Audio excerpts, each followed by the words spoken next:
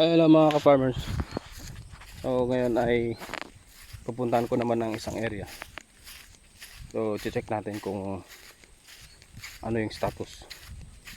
Kung talaga bang maraming lumabas na bulaklak or bunga. So tatawid ako ng tulay.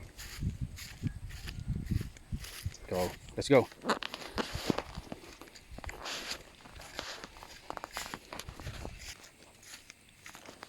Ito na. Tatawirin natin ang hanging bridge. Yan. So sana abutan pa ng Disyembre. Huwag mo na sanang bumigay.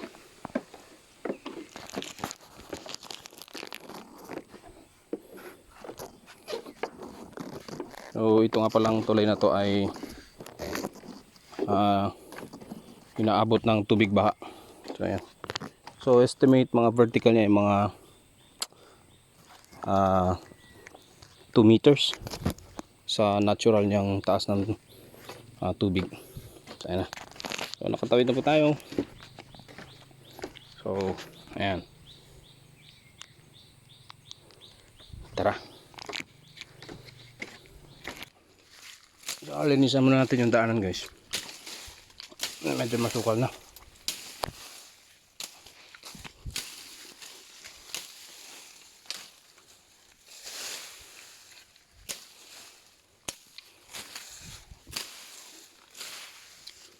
May dala nga pala akong garab. Ayan. Ayan. Sa Kakayanin, sundang daw ito. Pero sa Kuyunin, garab ito dahil ang sundang sa amin ay maliit. Nakalagay nga pala yun sa kanyang taguban. Yan. Yeah. Okay. Continue.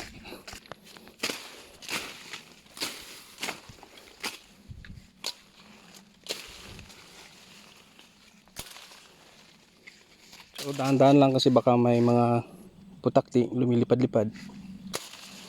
Baka tayo ay matuslok.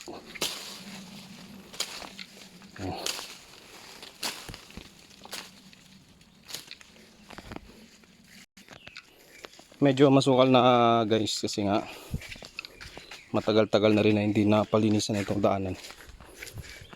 Ayan. So schedule na lang natin ito palinisan ulit. So malapit na tayo lang sa kabilo. Medyo magandang exercise. Dahil pinapawisan talaga ako. Ayan.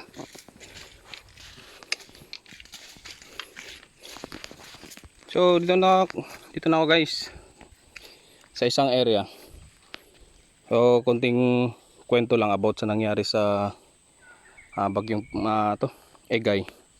Actually may dalawang puno yan dyan, tsaka dun na nakatanim.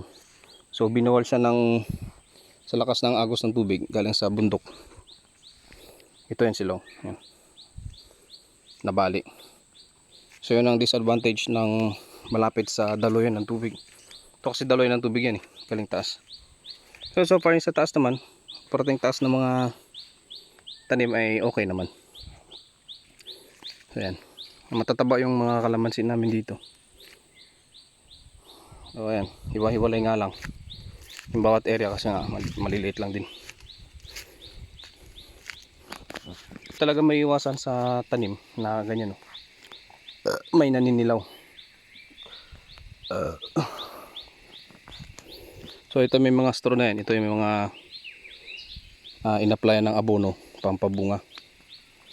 Yan yung natanggal na yung kanyang mga petals na tuyo na. So ito na sila. Yan.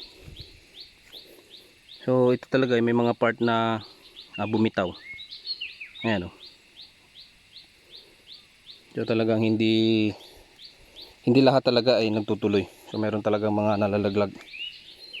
Pero yung mga nagtutuloy, mas marami naman. Basta alagang spray, abono. Ayan tulad nito. Marami.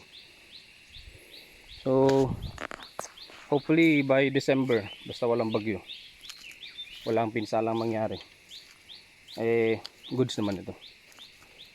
Yan. Yan sa taas oh. Yan. Ito naman yung mga bagong, mga huling itinanim. Hindi ako kakamali, mga last year, August. Lalaki na. So tara, akitin natin.